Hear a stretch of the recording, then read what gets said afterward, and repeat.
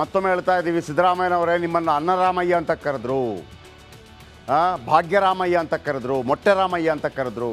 ನೀವು ಮಾಡಿದ ಎಲ್ಲ ಕೆಲಸಗಳಿಗೆ ಹೊಗಳಿಕೆ ಬಂತು, ತೆಗಳಿಕೆನೂ ಬಂದೇ ಬರುತ್ತೆ, ಇಲ್ಲ ಅಂತಲ್ಲ. ಆದರೆ ಸುಳ್ಳು ರಾಮಯ್ಯ ಮಾತ್ರ ಆಗಬೇಡಿ. ಯಾಕಂದರೆ ನೀವೇ ಕೊಟ್ಟಂಥ ಭರವಸೆ ಸುಳ್ಳು ರಾಮಯ್ಯ ಮಾತ್ರ ಆಗಬೇಡಿ.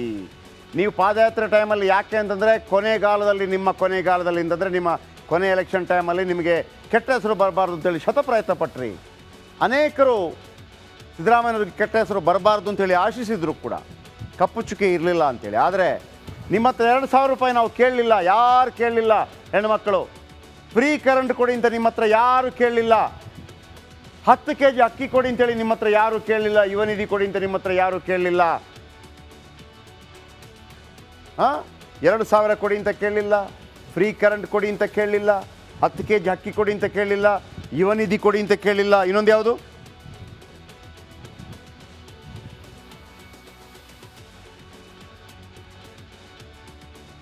5 ಯೋಜನೆಗಳನ್ನು ಯಾರು ಕೇಳಲಿಲ್ಲ, ನೀವೇ ಕೊಡ್ತೀನಿ ಅಂದಿದ್ದು. ಈಗ ಕೊಡಲ್ಲ ಅಂತ ಬಾಲಕೃಷ್ಣ ಅಂತ ಅವರು ಮಾತಾಡ್ತಾರೆ ಅಂತಂದರೆ ಅವರ ವಿರುದ್ಧ ನೋಟಿಸ್ ಕೊಡೋಕ್ಕೆ ನಿಮ್ಮಿಂದ ಆಗ್ತಾ ಇಲ್ಲ.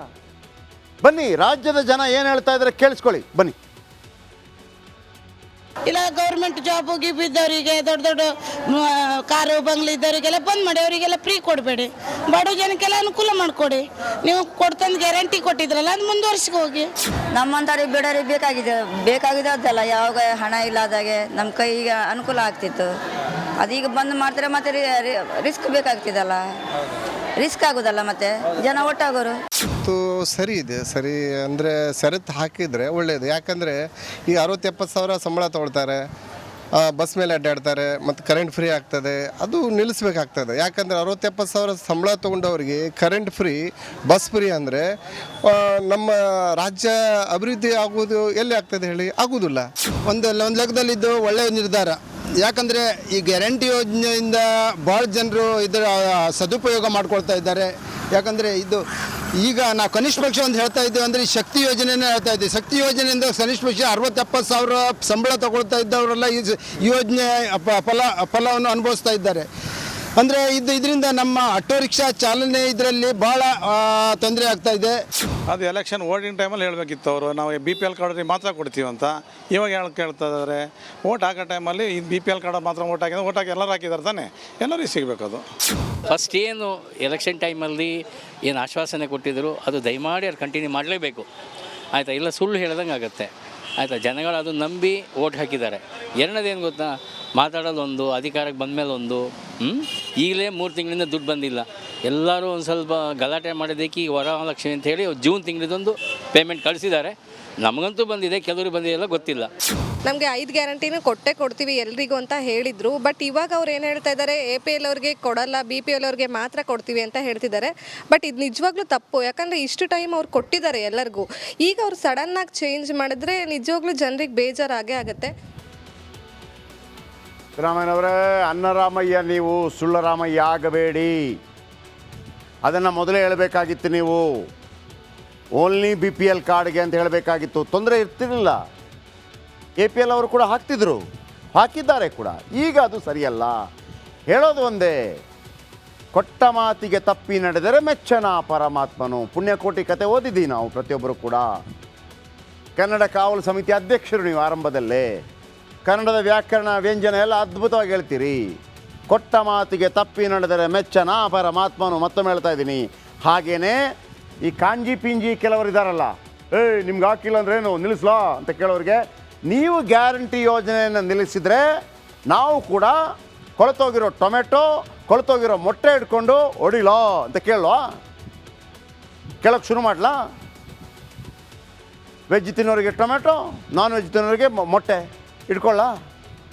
ನಿಮಗೆ ಮಾತ್ರ ನಾವು ಆವಾಜ್ ಹಾಕಕ್ಕೆ ಬರೋದು, ಜನಗಳಿಗೆ ಬರಲ್ವಾ? ನಿಮ್ಮನ್ನಲ್ಲಿ ಕೂರಿಸಿದವ್ರಿಗೆ ಕೇವಲವಾಗಿ ತಗೋಬೇಡಿ ಜನರನ್ನು. ಜನರ ಪರವಾಗಿ ನಾವು ಇರ್ತೀವಿ. ಈಗೊಂದು ಬ್ರೇಕ್.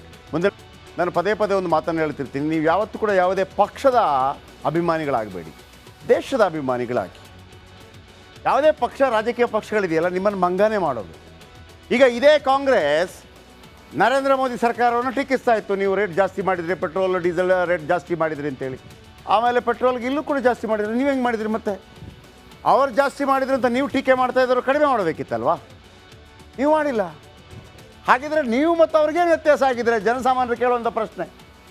ಇದೇ ಸಿದ್ದರಾಮಯ್ಯನವರು ಕಾಂಗ್ರೆಸ್ ಏನು ಹೇಳ್ತಾ ಇತ್ತು, ನರೇಂದ್ರ ಮೋದಿ ಸರ್ಕಾರ ಎಲ್ಲದಕ್ಕೂ ರೇಟ್ ಜಾಸ್ತಿ ಮಾಡಿದೆ. ಆಯಿತು, ನೀವು ಬಂದ್ರಿ, ನೀವು ಕಡಿಮೆ ಮಾಡಬೇಕಿತ್ತಲ್ಲ, ನೀವೆಷ್ಟು ಜಾಸ್ತಿ ಮಾಡಿದ್ರಿ ಹೇಳ? ಗ್ಯಾರಂಟಿಗೋಸ್ಕರ ಹಣ ಹೊಂದಿಸಲು ಹೆಣಗಾಡ್ತಿರೋ ಸಿದ್ದರಾಮಯ್ಯನವರು ಕಳೆದ 1 ವರ್ಷದಲ್ಲಿ ಯಾವೆಲ್ಲ ಬೆಲೆಗಳನ್ನು ಹೆಚ್ಚು ಮಾಡಿದೆ, 1-2 ಆದರೂ ಕೂಡ ಜನ ಸ್ವಲ್ಪ ಸೈಲೆಂಟ್ ಆಗಿದ್ರು. ಯಾಕೆಂದರೆ ಏನೋ ಫ್ರೀ ಗ್ಯಾರಂಟಿ ಕೊಡ್ತಾ ಇದ್ದಾರೆ ಅಂತೇಳಿ. ಆದರೆ ಸರ್ಕಾರದ ಬೊಕ್ಕಸ ತುಂಬಿಸೋಕೆ ನಾನಾ ಪ್ರಯತ್ನ ಮಾಡಲಾಗಿದೆ. ನೀವು ಜಾಸ್ತಿ ಮಾಡಿಬಿಟ್ಟು ಈಗ ವಾಪಸ್ ತಗೋತಾ ಇದ್ದೀರಿ. ಅಂದರೆ ಬೆಲೆ ಜಾಸ್ತಿ ಮಾಡಿದ್ದೀರಿ, ಬೊಕ್ಕಸ ತುಂಬಿಸ್ಕೋತಾ ಇದ್ದೀರಿ. ತುಂಬಿಸ್ಕೊಂಡ್ರೆ ನೀವು ಫ್ರೀ ಗ್ಯಾರಂಟಿ ಕೊಡ್ತಾ ಇದ್ದೀರಿ ಅಂತ ಒಂದು ಸಮಾಧಾನ ಇತ್ತು. ಈಗ ಅದನ್ನು ನಿಲ್ಲಿಸ್ತಾ ಇದ್ದೀರಿ. ಆ ಕಡೆಯಿಂದ ರೇಟ್ ಜಾಸ್ತಿ ಮಾಡಿದ್ದು, ಈ ಕಡೆಯಿಂದ ಕೊಟ್ಟದನ್ನು ವಾಪಸ್ ತಗೊಂಡಿದ್ದು. ಇದ್ಯಾವ ನ್ಯಾಯ? ಬೆಳಗ್ಗೆದ್ದು ಟೀ ಕುಡಿಯೋಣ ಅಂದರೆ ಹಾಲು ದುಬಾರಿ ಆಗಿದೆ, ರಾತ್ರಿ ಕುಡಿಯೋಣ ಅಂದರೆ ಆಲ್ಕೋಹಾಲ್ ದುಬಾರಿ ಆಗಿದೆ. ಬೆಳಿಗ್ಗೆ ಟೀ ಕುಡಿಯೋರಿಗೆ ಹಾಲು ದುಬಾರಿ, ರಾತ್ರಿ ಆಲ್ಕೋಹಾಲ್ ದುಬಾರಿ.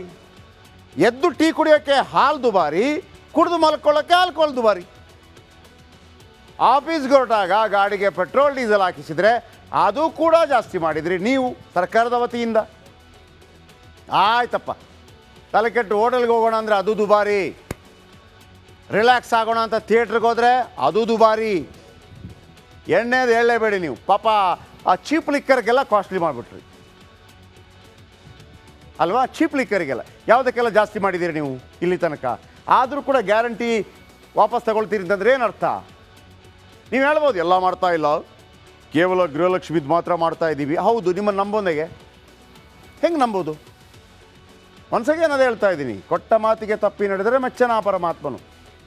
ಈಗ BJP ಅವಧಿ ಮತ್ತು ಕಾಂಗ್ರೆಸ್ ಅವಧಿಯಲ್ಲಿ ಏನು ಬದಲಾವಣೆ ಆಯಿತು ಕಳೆದ 1 ವರ್ಷದಲ್ಲಿ ಹೇಳ? ಹಾಲಿಗೆ 39 ರೂಪಾಯಿ ಇತ್ತು, 44 ರೂಪಾಯಿ ಮಾಡಿದ್ರಿ. ಆಮೇಲೆ 50 ml ಜಾಸ್ತಿ ಅಂತೆ. ನಿಮ್ಮ ಹತ್ರ ಕೇಳಿದ್ವ ನಾವು 50 ml ಜಾಸ್ತಿ? ಕೇಳಲಿಲ್ಲ. ಜಾಸ್ತಿ ಆಗಿದೆ, ನಾನೇನು ಮಾಡಲಿ? ಏನೋ ಮಾಡಬೇಕಾಗಿತ್ತು, ಅದರಲ್ಲಿ ಬೇರೆ ಉತ್ಪಾದನೆ ಮಾಡಬೇಕಾಗಿತ್ತು. ತುಪ್ಪನೋ ಸ್ವೀಟೋ ರೆಡಿ ಮಾಡಿ ಮಾರಬೇಕಾಗಿತ್ತು, ಮಾಡಲಿಲ್ಲ. ಪ್ಲ್ಯಾನ್ ಇಲ್ಲ ನಿಮ್ಮ ಬಳಿ, ಅಧಿಕಾರಿಗಳ ಬಳಿ ಪ್ಲ್ಯಾನ್ ಇಲ್ಲ.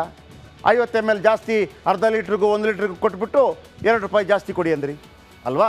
ಓಕೆ. ಇನ್ನು ಅಕ್ಕಿ ಎಷ್ಟಿತ್ತು? 1500 ರೂಪಾಯಿ ಇತ್ತು BJP ಅವಧಿಯಲ್ಲಿ, 26 kg. ಈಗೆಷ್ಟು? 1800, 600 ರೂಪಾಯಿ ಜಾಸ್ತಿ. ಬೇಳೆ KGಗೆ 90 ರೂಪಾಯಿ ಇತ್ತು BJP ಅವಧಿಯಲ್ಲಿ, ನಿಮ್ಮ ಅವಧಿ 150 ರೂಪಾಯಿ. ಸಕ್ಕರೆ KG 35, ಈಗ KGಗೆ 40. ಅಡುಗೆ ಎಣ್ಣೆ ಲೀಟ್ರಿಗೆ 100 ರೂಪಾಯಿ, ನಿಮ್ಮ ಅವಧಿಯಲ್ಲಿ 120. ಸ್ಟ್ಯಾಂಪ್ ಪೇಪರ್ 20 ರೂಪಾಯಿ ಇತ್ತು, 100 ರೂಪಾಯಿ ಆಗಿದೆ. ಸ್ಟ್ಯಾಂಪ್ ಪೇಪರ್ ಎಷ್ಟು ಜಾಸ್ತಿ ಮಾಡಿದ್ರಿ? 30%, 35%. ಆಸ್ತಿ ನೋಂದಣಿ 30% ಜಾಸ್ತಿ ಮಾಡಿದ್ರಿ. ಪಹಣಿ 10 ರೂಪಾಯಿದ 100 ರೂಪಾಯಿ, 90% ಜಾಸ್ತಿ.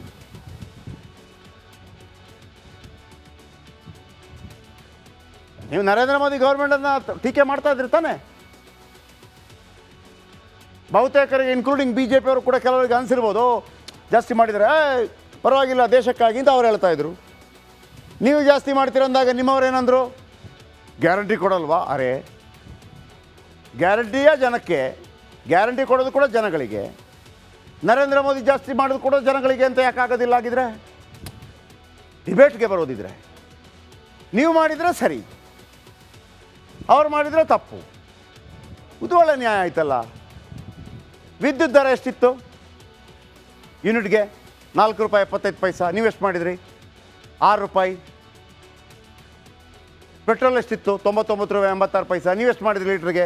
102 ರೂಪಾಯಿ. ಡೀಸೆಲ್ 85ರಿಂದ 46ರಿಂದ 88 ರೂಪಾಯಿ 94 ಪೈಸೆ ಮಾಡಿದ್ರಿ. ಆಮೇಲೆ ಬಸ್ ಹೋಗ್ತಾ ಇತ್ತು. ವೀಕ್ಷಕರು, ನಿಮ್ಗೆ ಗೊತ್ತಾ, ಆ ಗೌರ್ಮೆಂಟ್ ಬಸ್ಸಲ್ಲಿ ಪಾಪ ಮದುಮಗಳನ್ನು ಹಾಕ್ಕೊಂಡು ಮದುಮಗನ ಹಾಕ್ಕೊಂಡು ಡಮ್ ಡಮ್ ಡಮ್ ಅಂತೇಳಿ ಹೋಗ್ತಾ ಇದ್ರಲ್ಲ, ಕಿಲೋಮೀಟ್ರಿಗೆ 2.5 ರೂಪಾಯಿ ಇತ್ತು. 2 ರೂಪಾಯಿ ತರಕಾರಿ ಬೆಲೆ. ಸಿದ್ದರಾಮಯ್ಯನವರು 5 ರೂಪಾಯಿ ಮಾಡಿಬಿಟ್ರು. ಇದೆಲ್ಲ ಬೆಲೆ ಜಾಸ್ತಿ ಅಲ್ವಾ? ಆ ದುಡ್ಡೆಲ್ಲ ಎಲ್ಲೂ ಹೋಯ್ತು? ಬೊಕ್ಕಸಕ್ಕೆ ಬಂತು. ಆ ಬೊಕ್ಕಸಕ್ಕೆ ಬಂದು ಫ್ರೀ ಗ್ಯಾರಂಟಿ ಕೊಡಬೇಕಿತ್ತಲ್ವ? ಅದು ಕೊಡೋಕ್ಕಾಗ್ತದೆ. ಯಾರು ಫೇಲ್ಯೂರು? ಅದರ ಮಿಡ್ಲಲ್ಲಿ ಆ ಕೆಲವು ಶಾಸಕರು ಗ್ಯಾರಂಟಿ ಬೇಕಾ ಬೇಡ, ಅದೇ ನಾವು ಕೇಳೋದು, ಮೊಟ್ಟೆ ಬೇಕಾ ಬೇಡ, ಕೊಳೆತ ಟೊಮೆಟೊ ಬೇಕಾ ಬೇಡ ಅಂತ ಶುರು ಮಾಡಿದರೆ ನಾವು ಕೂಡ ಜನರನ್ನು ಒಂದು ಸಲ ಮೂರ್ಖ ಮಾಡ್ಬೋದು, 2 ಸಲ ಮೂರ್ಖರನ್ನಾಗಿ ಮಾಡ್ಬೋದು. ಪ್ರತಿ ಸಲ ಮೂರ್ಖರನ್ನು ಯಾರು